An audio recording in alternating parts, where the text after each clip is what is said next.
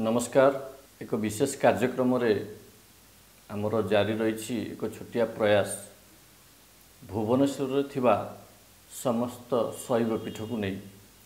तेबे आज आसतु आमे कोटि तीर्थेश्वर पाखक जावा एवं क्यों शताब्दी रे गढ़ी उठिथिला ई शैव पीठ ता विषय सम्यक धारणा पाइबा। तेबे चलंतु भुवनेश्वर थिबा पुरातन शैव पीठ कोटि तीर्थेश्वर।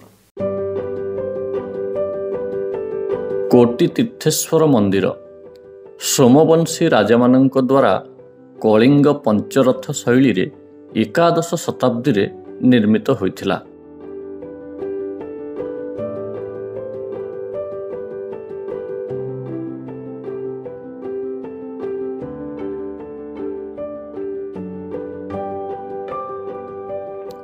मंदिरर नामकरणरू एहा प्रणयमान हुए जे कोटि तीर्थ पुष्करिणी रे स्नान करि सारिबा परे मंदिर रे स्नानित शिवलिंगं को पूजार्चना कले कोटि तीर्थर पुण्य प्राप्ति हुए।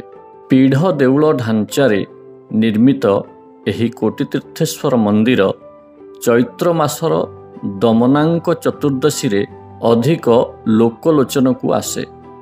कारण महाप्रभु लिंगराजंकर चलंती प्रतिमा श्री चंद्रशेखर एठाकू विजे करिथांती एवं पूजा पाइथांती।